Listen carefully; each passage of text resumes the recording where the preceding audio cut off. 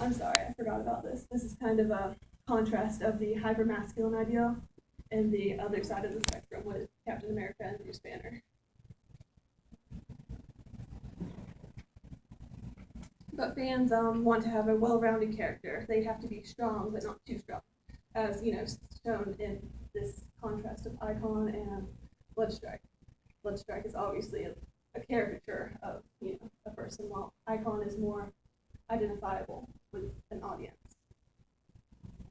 The Nick Fury of the late 60s is certainly one of the typical alpha male. He was a sergeant in World War II and went on to become a colonel in the CIA. Before they switched his race in the Ultimates universe, Nick Fury was, in LD Funama's words, a grizzled, eye patch wearing super secret agent, complete with Bond-esque technology and with a muscled physique and aggression to back it up. Nama also continues and says that Nick Fury and his futuristic weapons symbolize the infatuation America has with the space age and their industrial military complex. Hold on 1 second, I don't know how that happened. No, it's fine. It's fine. Technology came on by itself.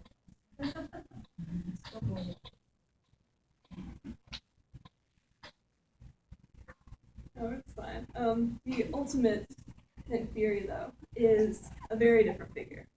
Well, Lauren Hitch designed him after Samuel L. Jackson without the actor's knowledge, because he was known for his humor and they wanted people to think of Samuel L. Jackson when they thought of Nick Fury. That really cool persona that he put off in most of his movies. The idea of being the cool guy and having a cool pose is a very important concept when it comes to the idea of masculinity and all forms of mediums, especially when African American characters are involved.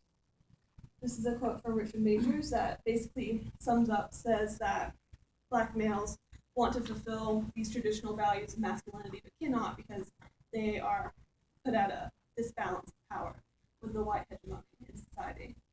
So to make up for this, they use a lot of nonverbal cues and the cool factor, the way they stand or the way they walk, they make up for it with that. And they develop these to make up for their inequality that they feel in society. Brown compares the cool pose to a metaphorical mask for many African American characters to make up for these inequalities in the society. This Fury in the Ultimates represents his physical masculinity very differently than white Nick Fury. He's muscled but much leaner and lithe, especially compared to his predecessor. And he's the exact opposite of the stereotypical blaxploitation era character from the 60s and 70s, whose heritage has been, and this is a quote from Nama as well, historically aligned with the unthinking and bestial elements of man. Instead, director Nick Fury in the Ultimates edition is very cool and calm and intelligent and analytical. His strength is in his mind instead of his physical strength, and his powers in his position as director of S.H.I.E.L.D. The modern Nick Fury is definitely an enviable character, and he owns his coolness, whether he's at a military operation or a gala. The introductions to each character are also dramatically different as well. In the origin issue of S.H.I.E.L.D., where we meet Nick Fury as the future director, he is constantly amazed and confused at all of this new technology. And when Tony Stark asks him to become director of S.H.I.E.L.D., he says, "I'm out of my league with this. They have so many technologies, he can't even pronounce them." And he refers back to his beginnings in his Howling Commandos by saying he's just a free-strapper at heart. At complete opposite, the introduction of modern Nick Fury is in a swanky New York hotel restaurant, meeting with Dr. Banner, where he remarks that even lunch becomes a minor military operation, and that his position as director of S.H.I.E.L.D. is like being the Queen, the Pope, and the President of the United States all rolled into one.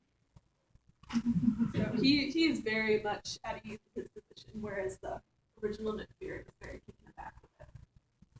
The original Nick Fury was more of like a technophobe, while the modern Nick Fury is a technophile who uses technology to his advantage and wants to expand it.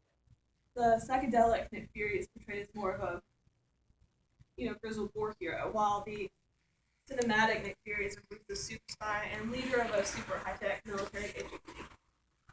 But, the most obvious difference isn't how they present their masculinity or their coolness, it's their race. Jeffrey Brown argues that in the case of Black representation, for stereotypes to actually change, there has to be representation in all mediums. And Nama adds that virtually remixed superheroes offer a lot of different points of interest when they're, put into modern media. Given that Fury has gone from, the white, typically dominant race in America that has more power than others, to a minority also presents an opportunity for the writers to confront stereotypes and issues that plague African Americans. One of these issues, the idea of social mobility, is inside what is seen with Captain America when he wakes up from being, frozen. And he attacks Nick Fury, saying that the highest ranking African American in the army was a Brooklyn War captain he wrote with. Nick Fury had originally been not approached to the position due to society and the restrictions back then. But as a white man, it wasn't an issue.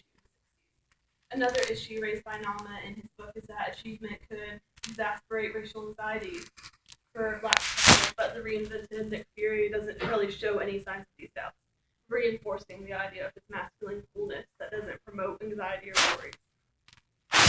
Both the psychedelic and the cinematic Nick Furies are products of their time. Neither were created in a vacuum, and thus the attitudes, the worries, and the styles of their time are incorporated into their personas, identities, and characters. While both are similar in the fact that they are created to battle the enemy of the United States and to keep their country safe, they are both actually very unique characters perceived differently by their audience. The original Nick Fury is a traditional masculine war hero, a man who is devoutly and loyal to his country. And the idea of freedom and doing the right thing is what shapes his character and makes him a role model. While the modern Nick Fury, who Nama says successfully demonstrates how familiar white characters sample to create a more politically fresh and contemporary figure, is the more liberal and viewable cool character who walks a thin line of handling an enormous amount of power, which we can see in these two panels where he has Black Widow and Hawkeye exterminate an entire building of Russian spies in America. In the transformation from the psychedelic to the cinematic, Nick Fury still remains Director of S.H.I.E.L.D., who wants to protect and defend his country. However, his attitude and his persona, how to do that, changes dramatically with the shifting political and social atmosphere. The idea of who the enemy is that S.H.I.E.L.D. is fighting, just from hydra to mutants, the technology advances and changes along with the director's attitude towards it. In the end, Nick Fury changes from a white traditional war hero to an African American worldly superstar.